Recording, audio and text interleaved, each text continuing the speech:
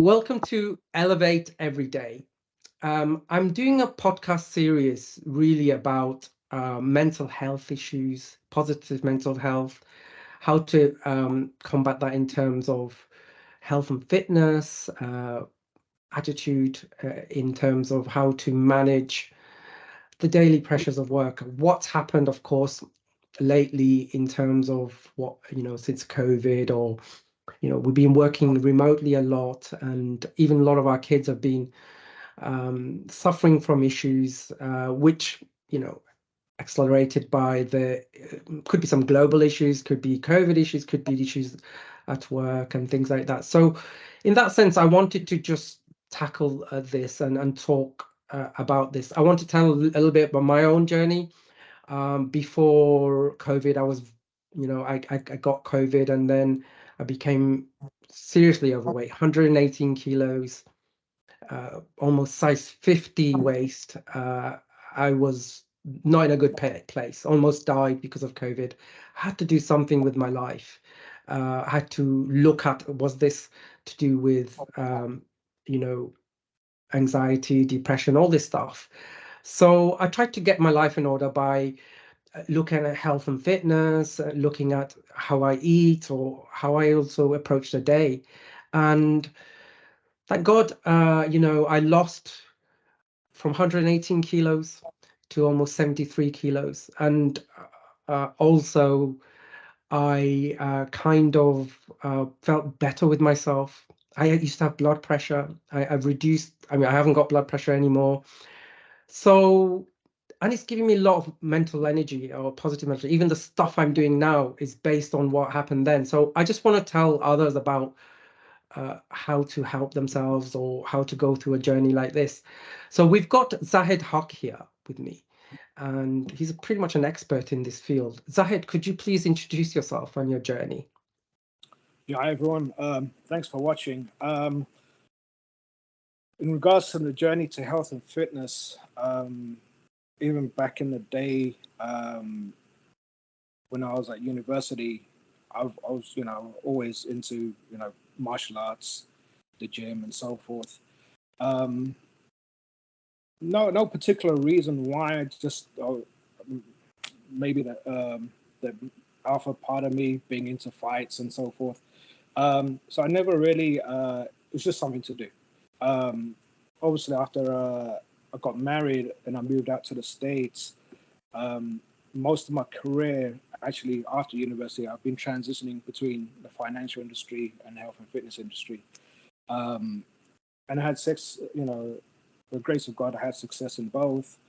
Um, and I guess something always pushed me towards the health and fitness, but I wasn't sure what it was. Wasn't sure what I wanted to do. Um, Ended up getting my health coach license, life and health coach license. Um, through the research that I did, I know it was going to give me the tools I needed to help people. Being in the finance industry, a lot of the companies or corporations that I work for, they they didn't align with my philosophy in life, and basically just not ripping people off. Um, uh, I hate that, and even though I did make a success out of it, it was like every day waking up and looking at my kids and like I'm basically ripping people off. I'm working for companies I'm not, that make a lot of profit, and personally, just and it's not no disrespect to anyone. I just find the banking industry very it's I don't know. Just find the whole banking industry just a scam for the everyday people, and they did not align with my personal or religious beliefs. So that being said, going into the health and fitness industry and growing up in a Bengali society and Bengali culture where health and fitness isn't taken seriously at all, and obviously, we weren't raised like that. We weren't raised to exercise. We weren't raised to watch what we're eating. And I wanted to change that, and I look at my kids and I didn't want them to go through that same lack of knowledge or subconscious ignorance that I went through when I was a kid.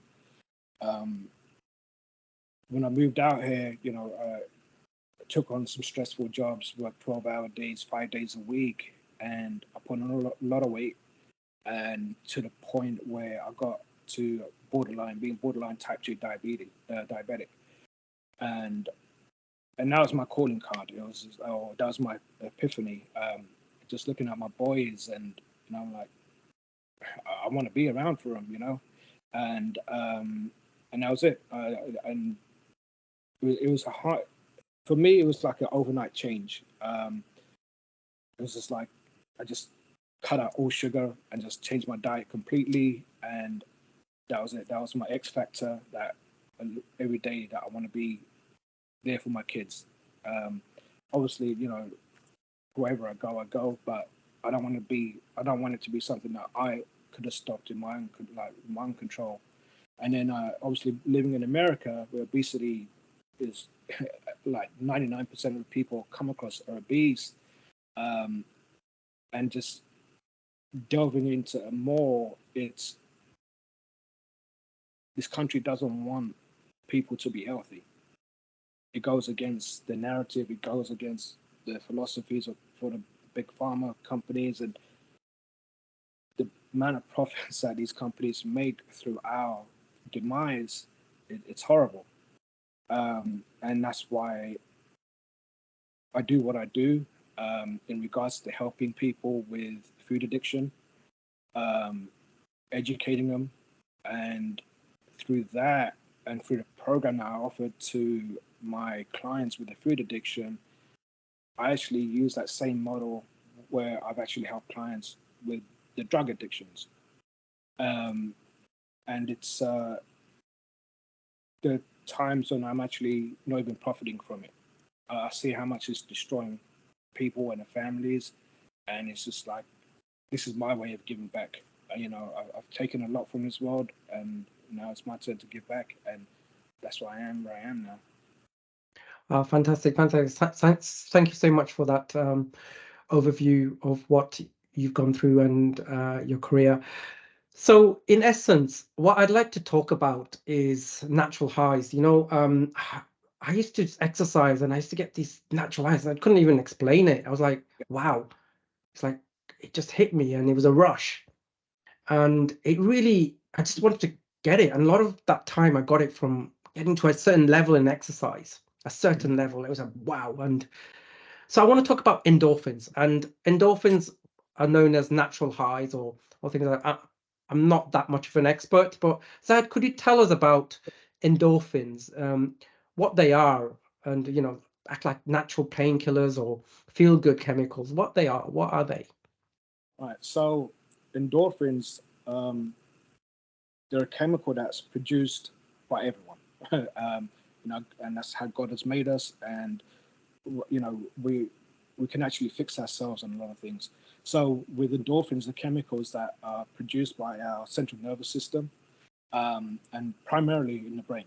So when our bodies feel pain or any kind of stress, um, these chemicals are released and they're attached to receptors of the brain, and they help us deal with physical stress, mental stress, um, and a lot of that is produced or triggered by physical exercise, or even things like laughing or going on long runs. I'm not sure if you've heard. I mean, I don't like cardio personally, but a lot of Yeah. people that I know, they call it the runner's high, and it's like Yes, that's it. That's where I got it. Yeah. yeah, and it's long distance running, and it just trigger points, and then once the endorphins are released and they connect to the brain, they alleviate our pain and they boost our mood.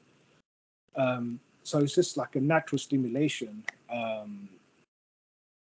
and again, it helps us diminish any pain that we might be feeling and increases our positive emotions.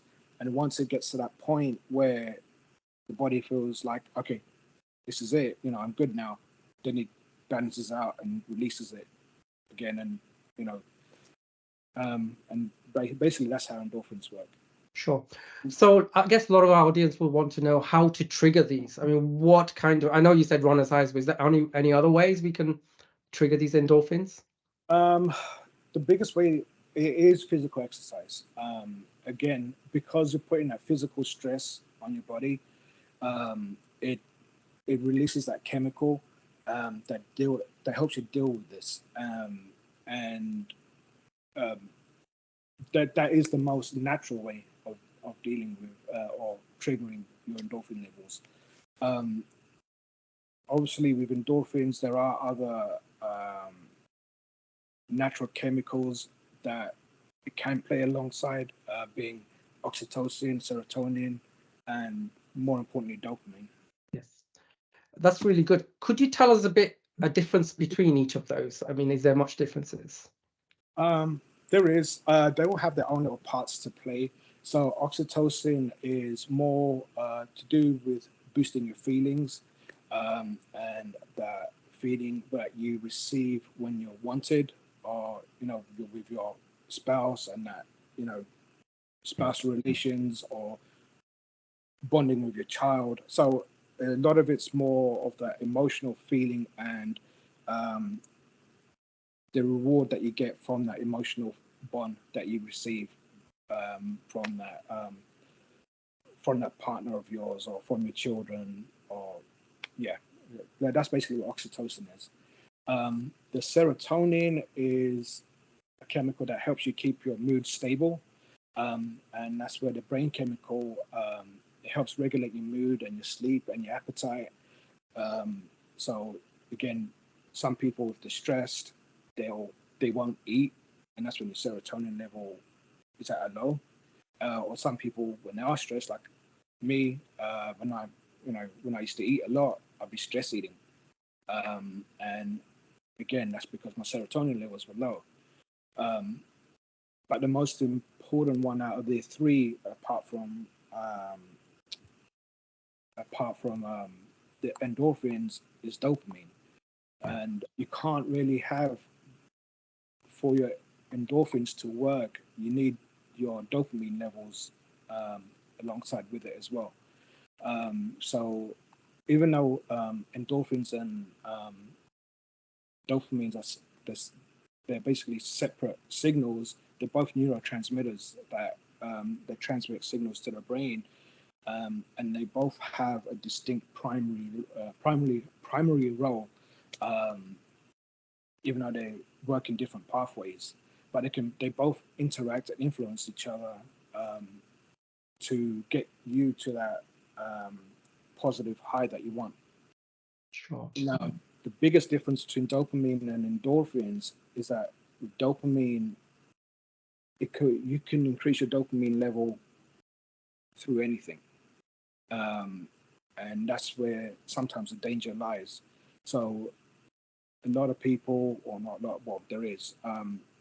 Yeah, The reason why it's called drugs are called dope is because yeah, that drug acts like a sugar, and increases your dopamine level, where you're getting that reward, and it could be short lived, and but that's the reason why it's called dope, because it increases your dopamine levels.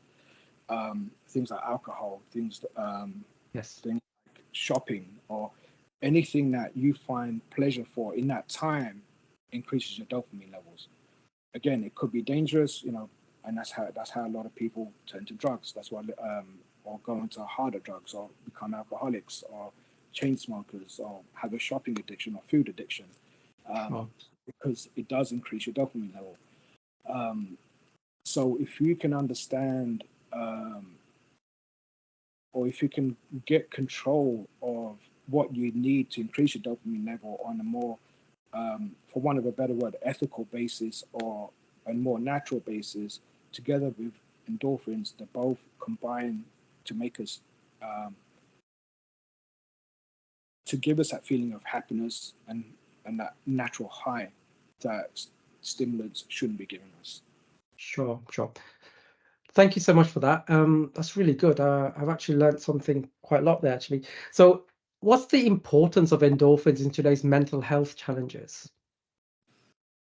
Um, you have to, the endorphins themselves, obviously, like I said, they're trigger points to make us feel happy, or make us deal with either physical pain or mental pain. In regards to mental pain, it's you have to dig deeper and understand what's causing you that mental anguish. Sure.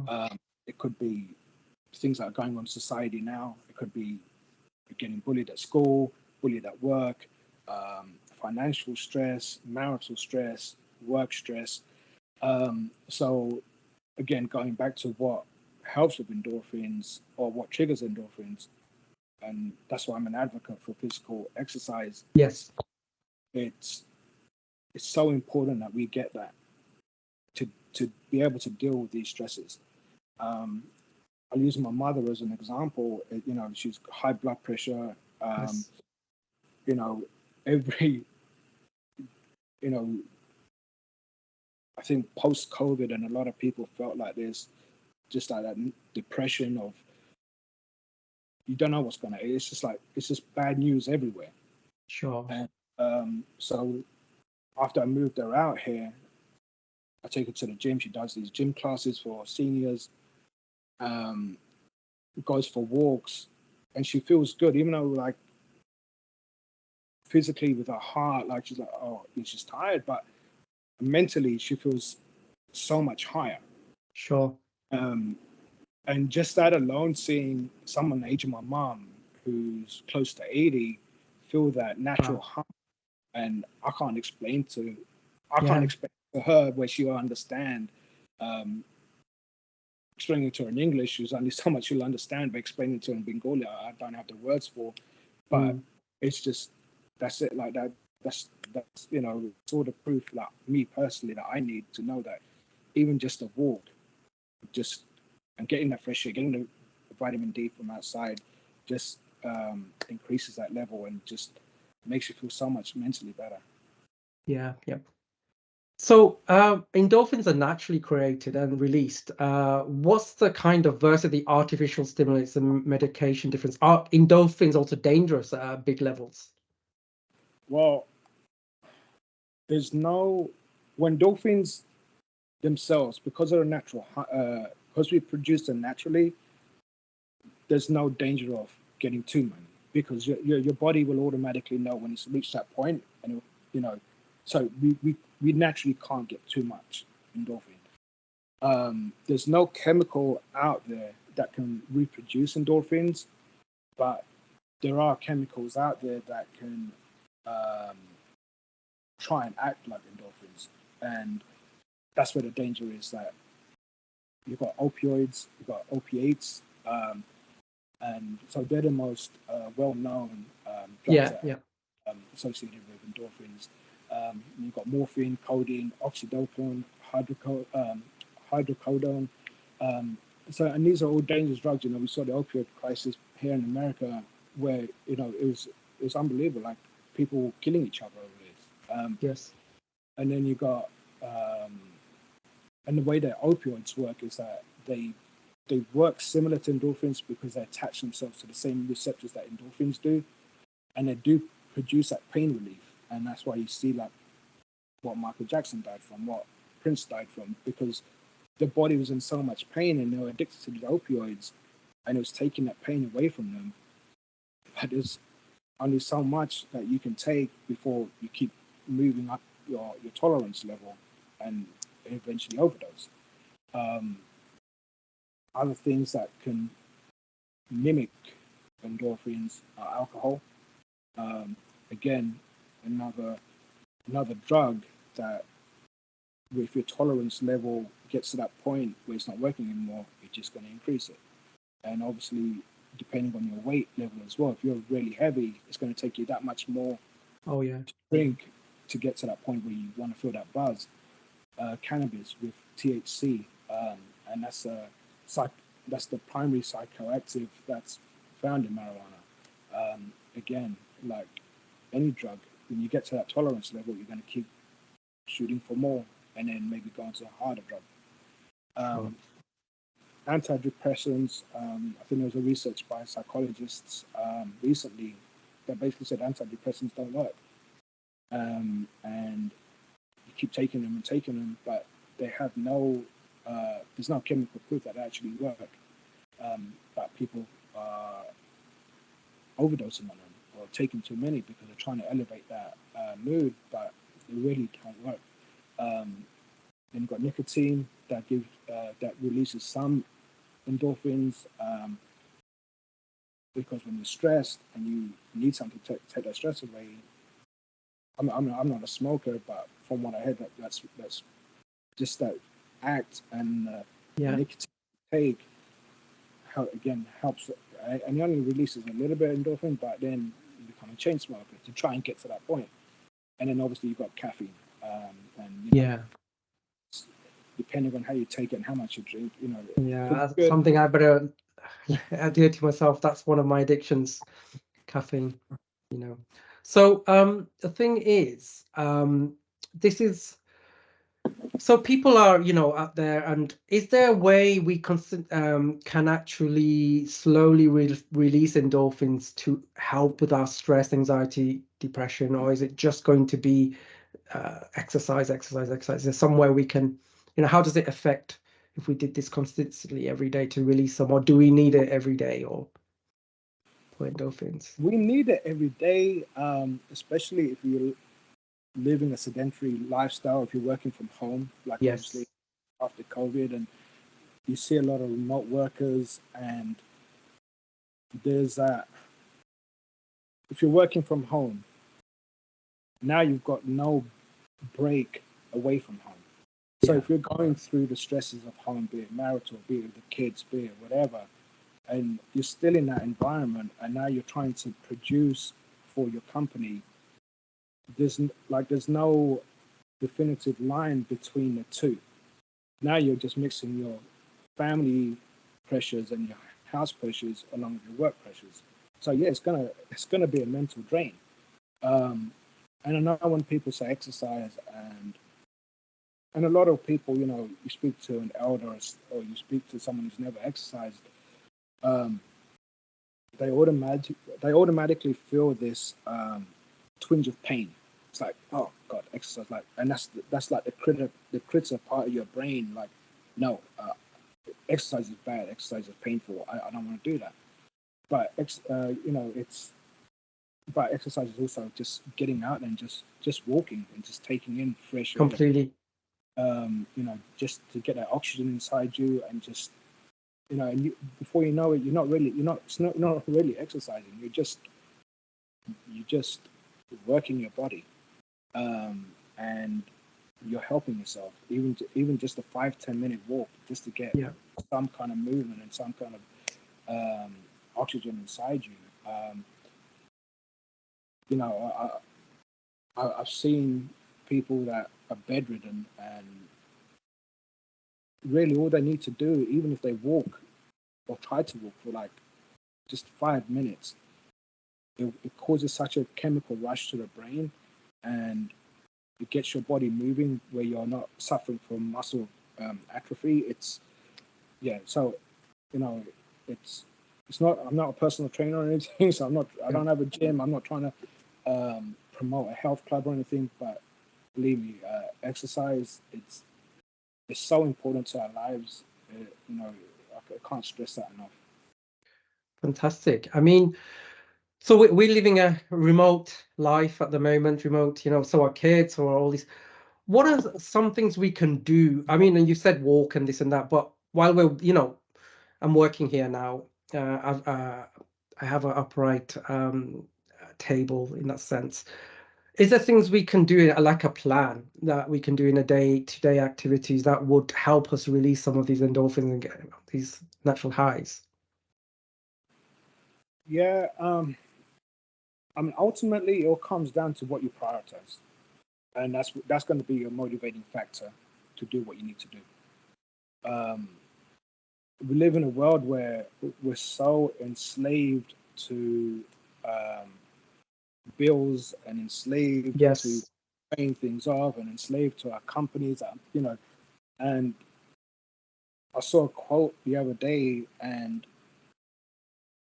if a worker dies, that company, they're not going to care if you're dead or not. They're just going to replace you with someone else, and no one's going to remember you. So the only person that's going to remember you for you is yourself.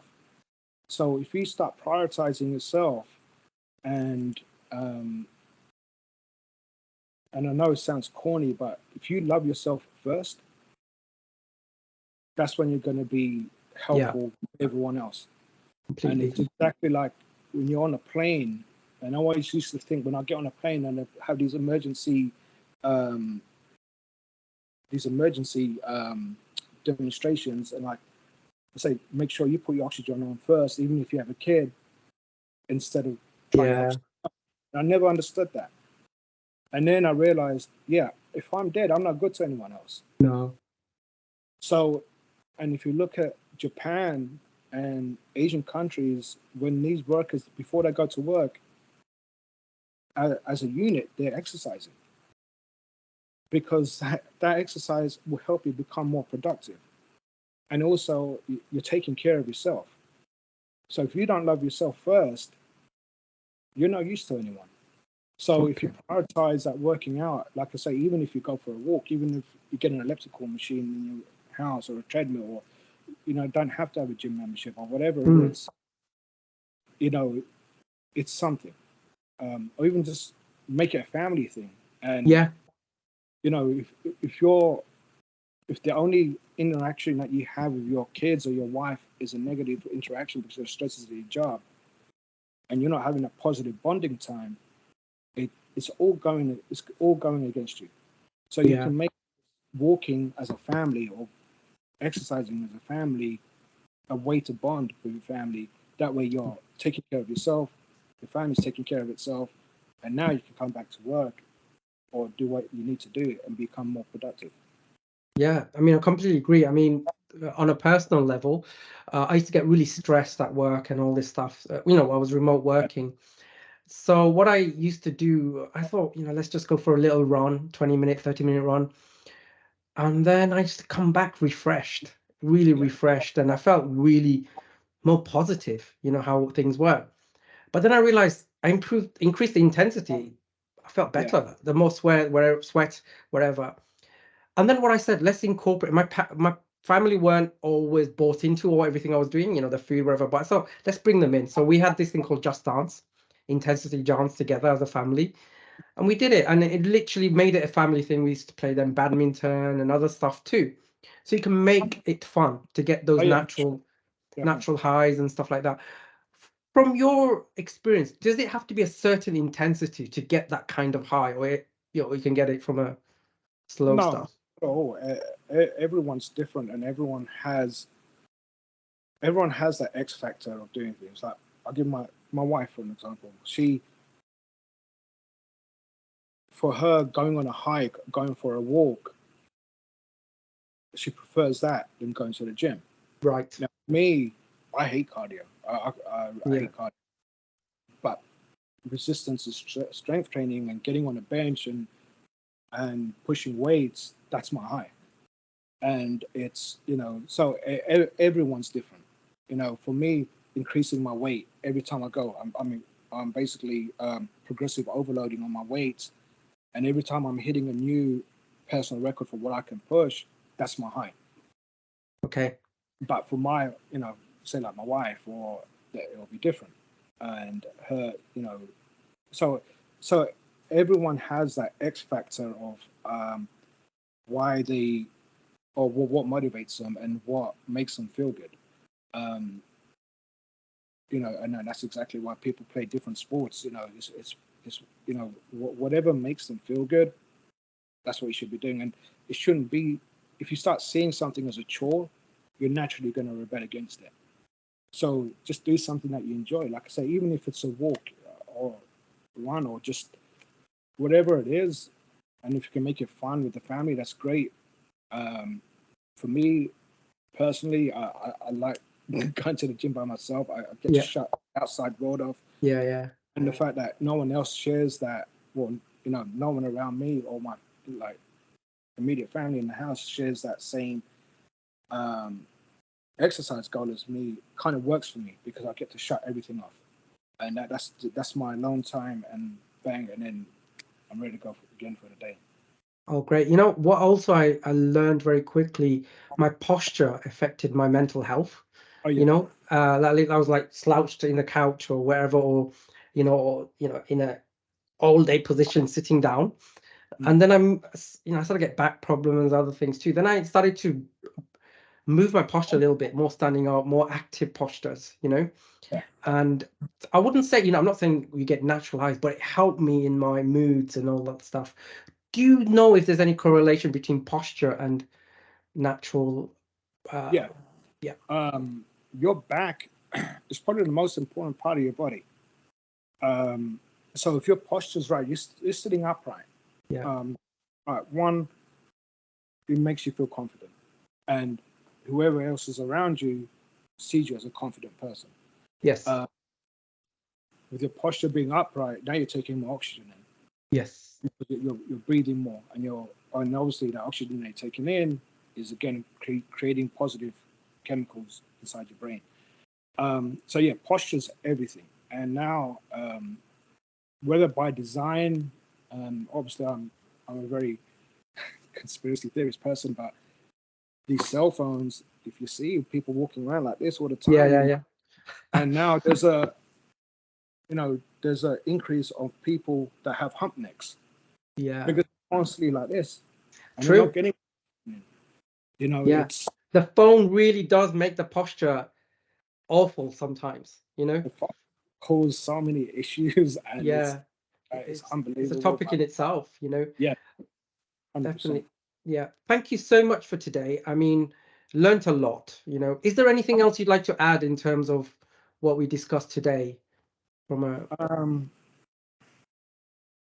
the only one, obviously, I know a lot of it seems like exercise based or exercise centric, and um, the only way anyone's going to make a change in their lives is to find what their X factor is, yeah, um, and what's going to want to make them change. For me, like I really believe in we're all dominated by our perception of reality, and like my perception of reality is different to yours, yeah, and that's such an important tool. And I teach my kids this as well. That perception of reality, it causes depression, it causes arguments, yes, um, it causes suicide, and obviously this might be a different topic, so I'm just going to briefly yeah, touch upon it now, especially with kids. yes, And yes, I'm a big advocate for kids' rights. yes, I set up a non-profit for against human trafficking of kids, which yeah, I won't go into, but they shut that down. Um, but kids nowadays, they're they're being raised by these cell phones and social influences, yeah, and the reason why these kids now are suicidal is because these social influences are creating a false sense of reality, a perceived reality that these kids need to be at. And if they're not receiving that, or if they're not achieving what this perceived reality is, they hit depression because they don't feel like they can come to their parents. completely, And the only peers that can help them are the same people that are their level. So it's like asking a blind person, what's a good movie? If you're both like, and it's such an important tool. And I won't go into it too much. I know we're running out of time, but perception of reality is it's a weaponized tool as well. And there's a certain government agent, I'm not going to obviously name, but they've used this technique over 40, 50 years. They've used it to create disinformation campaigns and interrogation techniques and counterintelligence. Because when you put yourself in someone else's shoes and you see their perception of their reality, now you get to understand that person better. Yeah. But if you don't see that person, that perception of reality, what's in their eyes, that's what causes arguments. And just to simplify it, say like football fans, as a Liverpool fan, I'm only going to see my perception of reality and compare that to a Manchester United fan who hate Liverpool, and they're going to be so pro, oh, Manchester United this, Manchester United, because our perception of realities clash. That's what will cause arguments. And Completely. that, and So again, yeah, get definitely on that's natural highs. yeah, that's a Yeah, whole next. definitely. So, what we will do definitely is tackle some of these other issues and things. What I'd like to do definitely is talk about fitness more, diet more, but also mental health issues with social media, kids, all these stuff. And we'll hit those controversial subjects too. It's very important that we have views on that. So in that sense, it'll be good. It's quite interesting, quite unique for what I'm trying to do. But I hope it helps some people, at least educating them and awareness to deal with issues at home, but also, with their families and other things too. And they can take from what they can from this podcast to see, they can have a look more of education. But if anyone needs any more help or things, please come to us. But Zahid, thank you so much for coming here. And then let's do a lot more podcasts to help people, or at least educate them what's going on. Yeah, Yeah, and that's the key, educating, especially our generation and above. Um, definitely. Mental health, it's Yeah. not a taboo topic. It can't be. No. And things like other things where I think we'll probably talk about is AI and things like that, which could, go both ways in all this. All right, then. So thanks so much. All right, And Tim. yeah, talk to you soon very much. Thank you so Sure. much. Thank you so Zahid, much. bye. Cheers. Thank you. Bye.